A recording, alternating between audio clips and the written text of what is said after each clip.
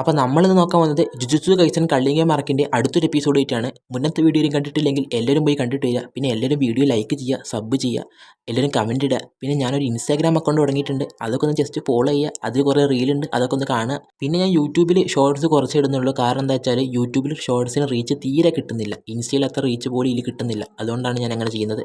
അപ്പോൾ എല്ലാവരും video like ചെയ്യുക. അപ്പോൾ നമുക്ക് വേഗം തന്നെ വീഡിയോയിലേക്ക് പോകാം. കഴിഞ്ഞ എപ്പിസോഡിൻ്റെ അവസാനത്ത് നമ്മൾ കെഞ്ചാക്കുവിൻ്റെ ഒരു പ്ലാനിനെ കുറിച്ചിട്ടാണ് പറഞ്ഞിട്ടുണ്ടായിരുന്നത്. ഇത് കേൾക്കുന്ന പ്രസിഡന്റ് പറയുന്നുണ്ട്, ഇല്ല നടക്കില്ല. നീ എന്താ വിചാരിക്കുന്നത്, ജപ്പാനിലുള്ള എല്ലാ സോഴ്സസിനെ പിടിച്ചുകൊണ്ടുവന്ന് എക്സ്പെരിമെന്റിന് വിധേയമാക്കണമെന്നാണോ?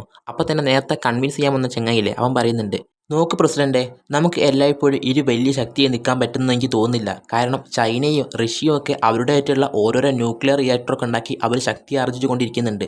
മിഡിൽ ഈസ്റ്റും ഇന്ത്യയും അതിന് തൊട്ട് പുറകെ തന്നെ പോകുന്നുമുണ്ട്. അങ്ങനെ ഈ കാര്യം കേൾക്കുന്ന പ്രസിഡന്റിന് ഒരു കുന്തവും മനസ്സിലാകുന്നില്ല. അപ്പം തന്നെ അവൻ പറയുന്നുണ്ട്, നോക്ക് പ്രസിഡന്റെ, നമ്മൾ ആരെയും കൊല്ലാനൊന്നും നോക്കുന്നില്ല. ജസ്റ്റ് അവരുടെ പവർ ഒന്ന് എക്സ്ട്രാക്ട് ചെയ്യുക മാത്രമാണ് നമ്മൾ ചെയ്യുന്നത്. അവരെ കൊന്നിട്ട് നമ്മൾ ഒന്നും ചെയ്യുന്നില്ല എന്ന് പറയുന്നുണ്ട്. ഇത് കേൾക്കുന്ന പ്രസിഡന്റ് ഒന്ന് കൺവിൻസ് ആകുന്നുണ്ട്. അപ്പോൾ പ്രസിഡന്റ് മനസ്സിലാകുന്നുണ്ട് സംഭവം കാര്യമായിട്ട് എന്തോ ഉണ്ടെന്ന്. അപ്പോൾ തന്നെ പ്രസിഡന്റ് മിലിറ്ററി ഡിപ്പാർട്ട്മെൻറ്റിൻ്റെ ഹെഡിനോട് ചോദിക്കുന്നുണ്ട്. അതായത് ഇയാളാണ് US മിലിറ്ററി ഡിപ്പാർട്ട്മെൻറ്റിൻ്റെ ഹെഡ് എന്ന് പറയുന്നത്.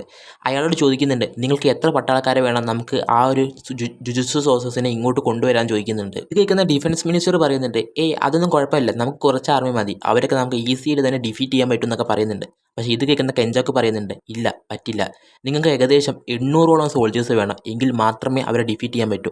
നിങ്ങൾ വിചാരിക്കും ഇതൊക്കെ വളരെ സിമ്പിളാണ്, നിങ്ങൾക്ക് ഈസി ആയിട്ട് ഹാൻഡിൽ ചെയ്യാൻ പറ്റുന്നത്. പക്ഷേ ഞാൻ പറയുന്നത്, നിങ്ങൾക്ക് ഒന്ന് തൊടാൻ പോലും, അവരുടെ ദേഹത്തുനിന്ന് തൊടാൻ പോലും നിങ്ങൾക്ക് പറ്റില്ലെന്ന് പറയുന്നുണ്ട്. അപ്പോൾ തന്നെ നമ്മുടെ ഡിഫൻസ് മിനിസ്റ്റർ പറയുന്നുണ്ട്, എന്താണ് നിങ്ങൾ തെളിവെന്ന് ചോദിക്കുന്നുണ്ട്.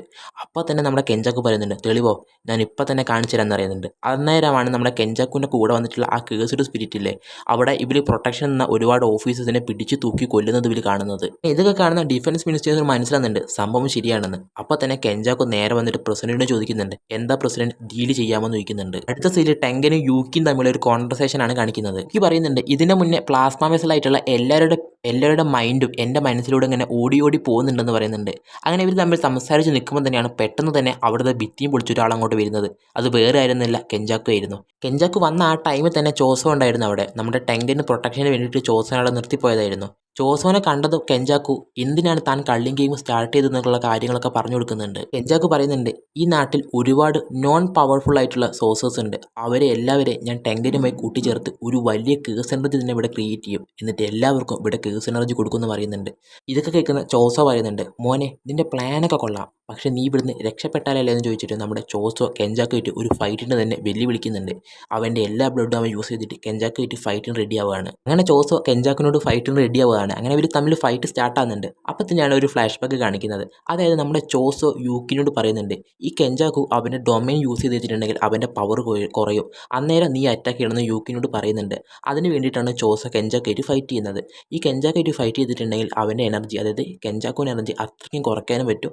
ആ നേരത്തെ യൂക്കിക്ക് വന്നിട്ട് ഇവനെ അറ്റാക്ക് ചെയ്യാൻ പറ്റും. അങ്ങനെ ഇവർ തമ്മിൽ ഫൈറ്റ് സ്റ്റാർട്ട് ആവുകയാണ്. നമ്മുടെ ചോസോ മാക്സിമം അവൻ്റെ എല്ലാ പവറും യൂസ് ചെയ്തിട്ടാണ് കെഞ്ചാക്കിനോട് ഫൈറ്റ് ചെയ്യുന്നത്. ഈ ഫൈറ്റിൻ്റെ ടൈമിൽ തന്നെ നമ്മുടെ ചോസോ നന്നായിട്ട് തന്നെ കെഞ്ചാക്കിനിട്ട് നല്ല പണി കൊടുക്കുന്നുണ്ട്. അതുകൊണ്ട് തന്നെ കെഞ്ചാക്കു അത്യാവശ്യം നന്നായി വീക്ക് ആവുന്നുണ്ട്. അപ്പോൾ തന്നെ നമ്മുടെ ചോസോ അവൻ്റെ ലാസ്റ്റ് ടെക്നിക്കായിട്ടുള്ള സൂപ്പർനോവ യൂസ് ചെയ്യുന്നുണ്ട്. അങ്ങനെ ചോസോ തളർന്നിരിക്കുമ്പോഴാണ് പെട്ടെന്ന് യൂക്കി അങ്ങോട്ട് വരുന്നത്. യൂക്കി പറയുന്നുണ്ട്, ചോസോ നീ നന്നായി ഫൈറ്റ് ചെയ്തു, നീ നിൻ്റെ എല്ലാ ലെവലും എടുത്തു, അതിന് അടിപൊളിയായിട്ടുണ്ട്, ഇനി ഞാൻ ഇവിടെ നോക്കിക്കോളാം എന്ന് പറയുന്നുണ്ട്. അങ്ങനെ യൂക്കിയും നമ്മുടെ കെഞ്ചോക്കും തമ്മിലുള്ള ഫൈറ്റാണ് ഇനി തുടങ്ങാൻ പോകുന്നത്.